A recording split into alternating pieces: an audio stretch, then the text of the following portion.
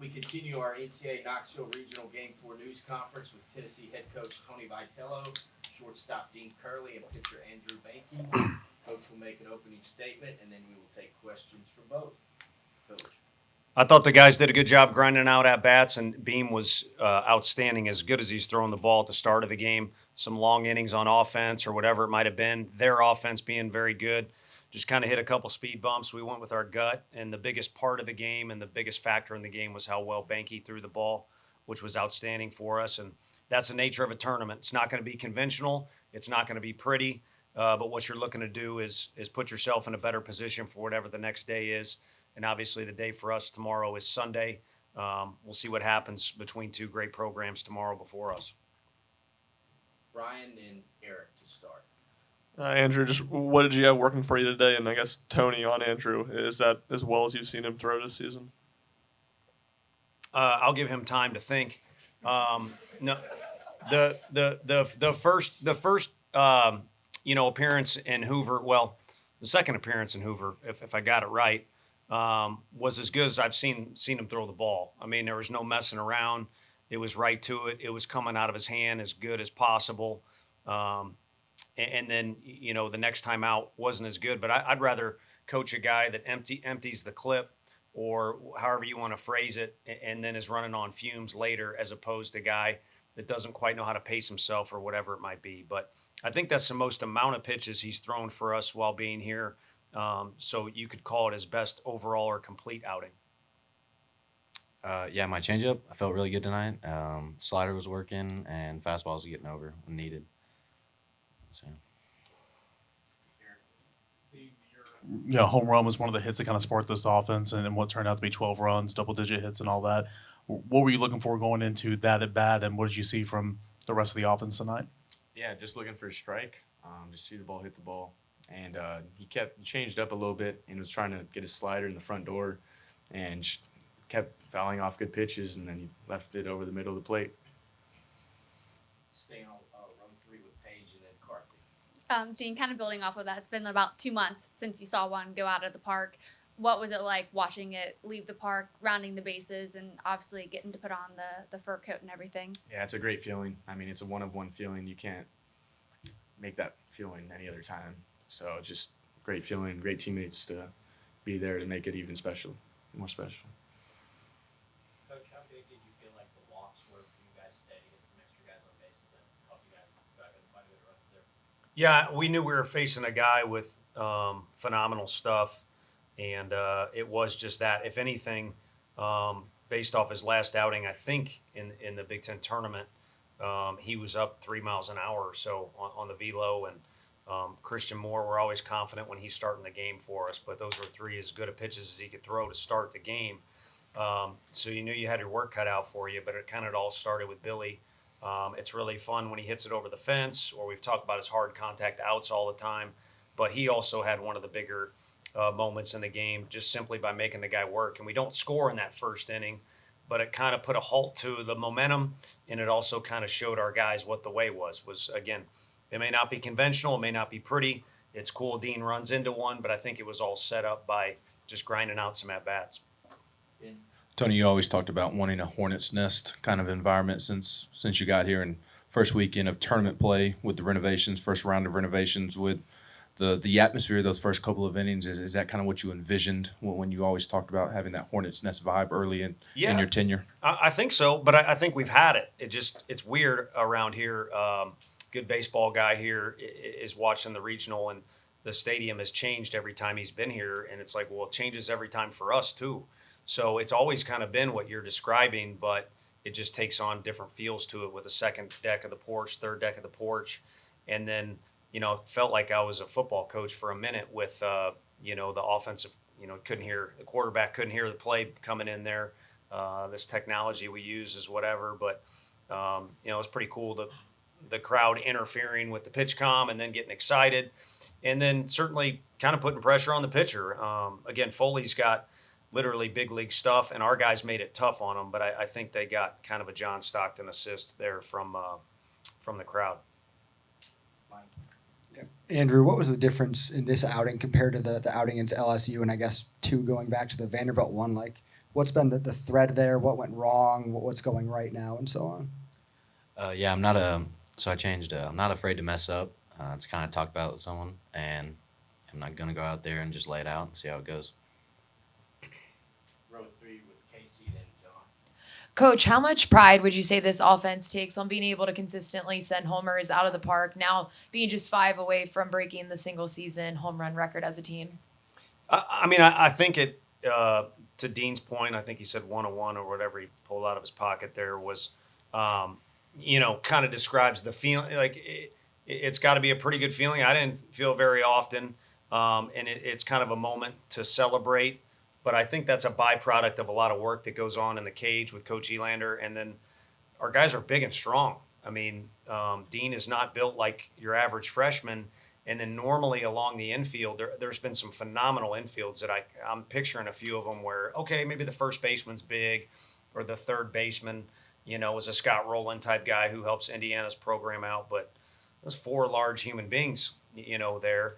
And then we could go to all the other spots in the lineup where guys have the capability of doing that. I think they take more pride in, communicating with one another and trusting one another in certain situations.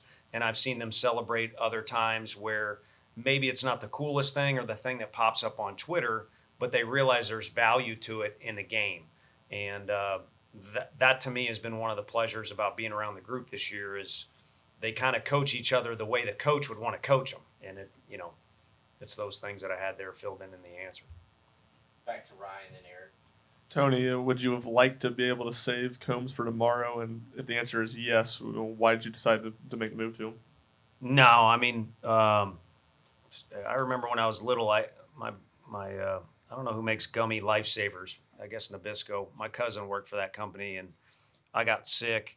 Yeah, I had an endless supply of them from him. So there's no lifesavers here. There's nothing to save. And today was a big day for anyone that was in the winners bracket because you want to get into a position where you can watch the game tomorrow. I don't know that we'll watch it. We'll wait and see. We already know that the teams are going to be good. But, no, we knew we were going to use him at some point. He was down there in the 4th inning. So it was a matter of kind of measuring it the way we wanted to. And Behnke kind of flipped the script on us. And then Marcus threw the ball really, really well. We'll watch the video. He threw the ball well, and that thing was humming. And then I think Deloy was a little too fired up, but the fact we got him in there again, both those guys, now they both have 2 postseason experiences. They're fresh. They're available tomorrow, whatever's to come. And then Aaron always wants the ball. The fact he was out there to close it, I think made it a cleaner ending than it could have been. And I think he'll still be available for, again, whatever lies ahead. Andrew, have you gotten better? As the season's gone along, and was there a point ever this season, maybe last season, where you kind of felt like not only can I do this, but I can do this at a really high level? Yeah, since being here, gotten more confident in all my stuff, throwing everything for a strike, slider and changeup, and just going out there and throwing in the strike zone. Tony, through 2 games, you guys have made really good baseball teams look pretty regular, with what you guys did against NKU's offense. And then, Foley's a guy that doesn't give up home runs, and you guys did it early. What does it say about your team and what they've done in these 2 games to do that against really good baseball teams? Yeah, I think their focus has been good, and their mind is in the right place. I mean, you can get caught up in, it's got to be crazy to be a basketball coach because there's so much action in the month of March, and you'd like your guys to just focus on your game and not only do that, but focus on it the right way. And our guys celebrated what they were able to do in Hoover, but I think they drew a line in the sand somewhere. That's the vibe I got, and kind of moved on to the next thing. And then again, I kind of whined in here last night about a bunch of narratives or crazy texts I get, or people put this out there and that out there. And maybe I need to realize the only guys that really matter are our players, and I think their focus has been really good. So again, these games are all going to be chaotic, but we have played 2 really good programs. Northern Kentucky showed that today. A heck of a season that those guys put together. And that game was ultra competitive as well. But I think it says a little bit more about where our guys' focus is. Like I said, one of those narratives to complain about is, how old are you? 20. Yeah, I mean, if you're tired and you're 20, I don't remember being tired. I remember being scolded for not being tired by several different people. But your mental energy is different than your physical energy, and sometimes guys can get caught celebrating or not ready or looking at other stuff. So I think our guys' focus has been really good throughout the week and the last 2 days. But Sunday's a pretty big day, so we'll see if their focus is where it needs to be. Cal Stark flipped the lineup over 3 different ways in his first 3 at bats. How big is it? How big is it for him to be able to do that in the 9-hole, especially this time of year? That's pretty good. I didn't realize that. Good. That's a good baseball observation. And our fans were incredible tonight, but when it got a little sparse, you can hear individual comments like saying, "Let's play basketball," which that doesn't make any sense. No offense. Like the enthusiasm. Maybe a lot of beverages were had. But no, that's good. That's what you want. I think, to go back to our point, and I'm not trying to coach anybody up. I'm just saying it because our dugouts, you're on the field, so you can hear and see everything. And it's been cool each year to see our fans progress from a smaller number to a bigger number, but also different ways to cheer for your team, when to, maybe even cheer for the other team, but more than likely is to, make things a little more difficult for the opponent. And it's a great observation because I didn't see that because, our lineup is a big headache at the top. But at the same time, we've done a lot of damage at the bottom. So Cal was able to do that by driving a ball out of the park, but more importantly, just put together some tough at-bats. And, we've kind of joked about getting out of the way of some recently, and he wasn't getting out of the way of that one. It turned out very big for us. Couple more, Casey, then Ben. Coach, what would you say your favorite part is about this offense when they get going like they did in that 3rd inning, just their mentality in that moment and just overall vibe of the team during those times? Yeah, I said Indiana's offense is really complete and it's tough from top to bottom, which they showed that. But I think our guys have that quality too. So I think it's more just the balance in that factor that's built in there that any given day, it could be, we got a pitcher in here, but it could be any hitter. It was Billy yesterday. It's Dean today.